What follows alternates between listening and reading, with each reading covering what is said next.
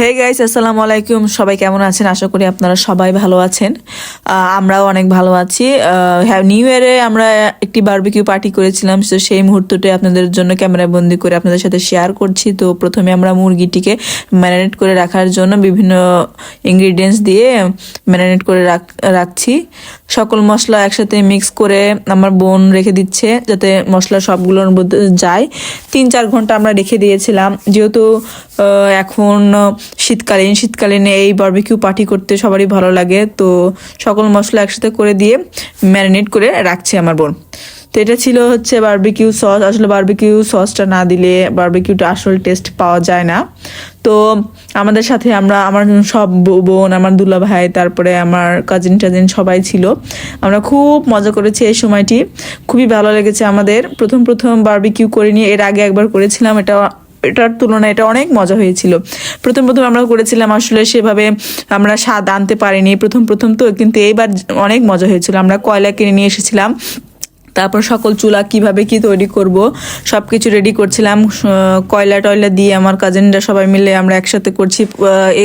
তারপরে আমাদের চুলা জ্বলাতে অনেক কষ্ট হচ্ছিল। পরে আমরা যে টিলার আছে আমাদের, সেই টিলারের মধ্যে তেল আছে, সেই তেলটাকে বের করার অনেক চেষ্টা করেছিলাম, কিন্তু আসলে আমাদের টিলারেও তেল ছিল না।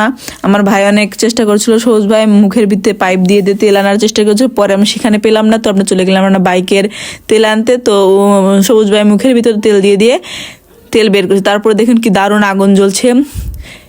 তারপরে ম্যারিনেট করে চিকেনটা নিয়ে আসলাম। তারপরে আমরা নেটের মধ্যে অয়েল ব্রাশ করে দিলাম, আমি দিচ্ছিলাম আসলে এটা আর কি। তারপরে চিকেনগুলো এর মধ্যে দিয়ে দেবো যাতে চিকেনে লেগে না যায়। তো তারপরে চিকেনগুলো বের করে এর মধ্যে চিকেনগুলো একটা করে ভালোভাবে সাজিয়ে দিচ্ছিলাম। এটার একটা ভালো কি, আমরা এটা ধরে উল্টা করে দিলে আর করতে হয় না, মানে বের করে করতে হয় না, জাস্ট এটা ধরে আমরা উল্টা করে দিই। তো সুন্দরভাবে সব চিকেনের মধ্যে দিচ্ছিলাম। তো পাশে কয়লার তাপ চলে এসেছে, তো এভাবে আমার ভাই দিয়ে দিল। তো দেখছেন খুব সুন্দরভাবে আমাদের এই চিকেনটা আমরা পাখা দিয়ে বাতাস পড়া শুরু করে দিলাম যাতে খুব তাড়াতাড়ি হয়ে যায়। তারপরে আমি চারপাশে যেগুলো ফাঁকা ছিল তার মধ্যে আমি চিকেনগুলো আবার দিয়ে দেওয়ার চেষ্টা করছিলাম। তো আশেপাশে সব অনেক মানুষজন ছিল, আমরা অনেক মজা করেছি এই সময়টি। তার সাথে আমরা চিকেন ফ্রাই বারবিকিউ চিকেন খাওয়ার জন্য, বারবিকিউগুলো খাওয়ার জন্য রুটি বানিয়েছিলাম বাসাতে। তো দেখছেন আপনার কত কষ্ট করে বলছি, খুব আনন্দ সহকারে এই বারবিকিউ পার্টিটা করেছি। তো এটা একটা ইজি ব্যাপার আছে, এটা উল্টা করে দিয়ে ভেবে দিয়ে আর কষ্ট করতে হয় না, হয়ে গেল বাস। এদিকে আবার পড়া শুরু করে দেয়। তো এটি নড়ে গিয়েছিল, এর জন্য আমরা ক্লিপটা দিয়ে সোজা করে দিচ্ছি। আসলে আমরা বাসার সামনে এটা করেছিলাম। তারপরে একটা প্লেট হয়ে গেল আমাদের বারবিকিউ। তারপরে পরেরটার বেশি ভালো ক্রিস্পি ছিল।